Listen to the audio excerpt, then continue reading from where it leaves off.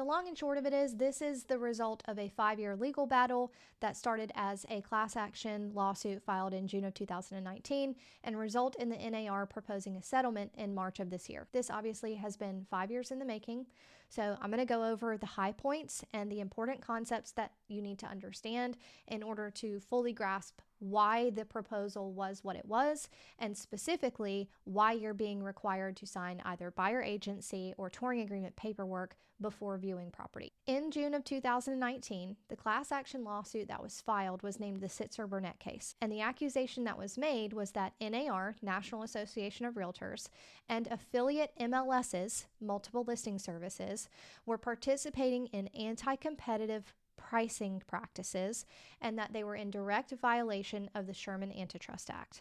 There obviously was a subsequent investigation that was followed, and while NAR, in proposing the settlement, admits no fault, they did propose the settlement after a 5-year legal battle. More specifically, these accusations of anti-competitive practices and price fixing weren't necessarily the result of every single agent charging the same thing, but more so focused on the requirement of sellers and MLSs to advertise a unilateral offer of compensation to buyer agents for facilitating the sale.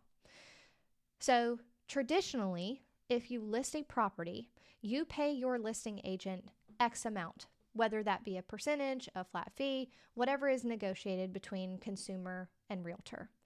Of that amount, there is a specified amount offered to the buyer agent for assisting in facilitating the sale, for bringing the cooperating party. And the consumers that filed the lawsuit were of the opinion that if they did not offer a high enough buyer agent compensation in the unilateral offer of compensation in the MLS, that their homes were not properly marketed and shown by cooperating buyer agents because there was a lack of payment. This concept specifically is what brought this lawsuit to fruition. Not necessarily the overall cost of listing a property, but the idea that buyer agents were steering clients away from property that did not offer compensation that buyer agents felt like was fair or competitive within the market. Now, there's something else that you need to keep in mind that's incredibly important when we're reviewing all of this information, and that is real estate law is state specific. 50 different states within the US all operate within 50 different sets of rules surrounding the purchase and sale of real property. For example, North Carolina is a buyer beware state, caveat emptor. Sellers are not required to disclose anything about the property, nor are they required to make any repairs. Not every state is like that. North Carolina Real Estate Commission previously required that buyer agency agreements be signed prior to any offers being submitted on behalf of a customer, then a client, between agent and client.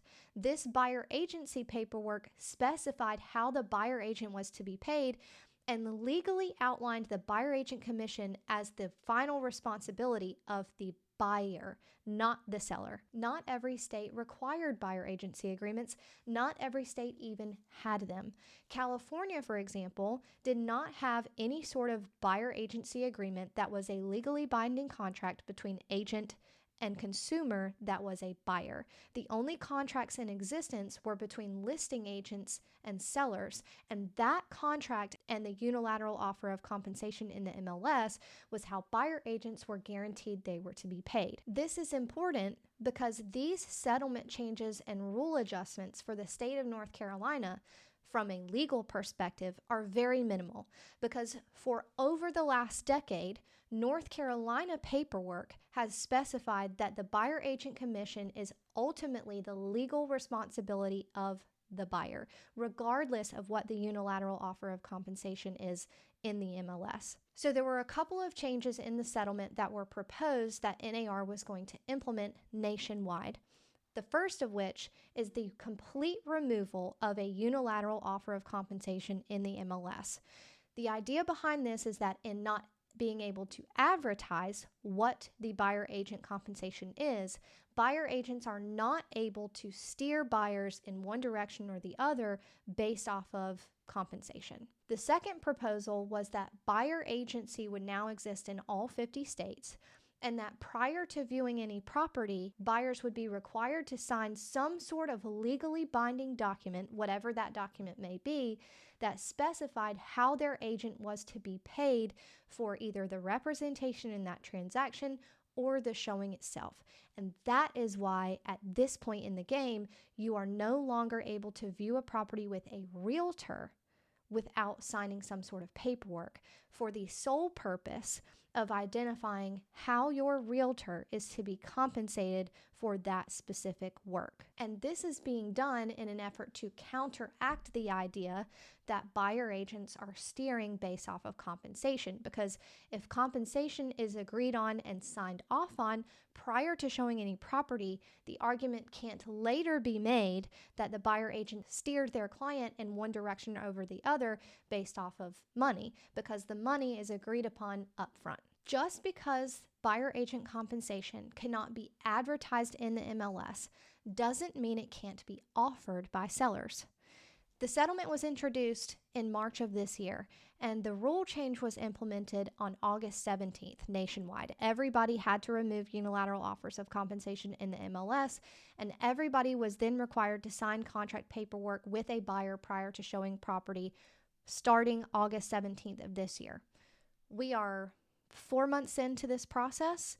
I personally have not seen any change in sellers in my market and the buyer agent commission being offered in the listing agreement. I personally haven't had any sellers say that they don't want to offer buyer agent commission, and I personally haven't had any buyers interested in property where sellers are not offering a buyer agent commission. Market behavior when it comes to a seller's willingness to offer buyer agent compensation and a buyer's willingness and ability to pay buyer agent compensation is going to be hyper dependent on your geographical location. What is the average income in the area that you're in? What is the average days on market in the area that you're in? Is your market a seller's market or a buyer's market? What does your inventory look like? Whether or not sellers offer or buyers are willing to pay buyer agent commission is going to be an ever-evolving process, completely dependent on market behavior wherever you're located. Again, I cannot stress heavily enough how little this changes for the state of North Carolina specifically, because from a legal standpoint, for the last decade and then some, buyers have been legally responsible for compensating their buyer agent regardless of what the unilateral offer of compensation was in the MLS. So I hope this calms your fears and gives you a little bit of perspective on why you're being asked to sign this paperwork before just looking at a house. I don't like it any more than my clients like it. I regularly talk to people that say, I don't want to sign anything. I just want to look at this house. I understand, especially if you're in the very beginning stages of looking and you're trying to interview agents and just get a feel for the process and exactly how you want to handle moving forward. 100% get it. Unfortunately, this is a nationwide rule that nobody has any real control over, and the entire purpose of signing this paperwork is to predetermine the compensation for the buyer agent for that particular showing or your particular transaction, depending on how the paperwork is written. I hope this was an easy enough explanation to understand. Obviously, there's a lot of legal jargon that goes into this type of thing, but my goal here was to explain this in as layman's terms as possible and give you only the pertinent information to you specifically as the consumer and why you're being asked to do what you're being asked to do. So if you have any questions, drop them in the comments. I will get to them as soon as I can. And don't forget to like and subscribe for more content like this, paperwork explanations, FAQ, more real estate news, that kind of stuff. See you later.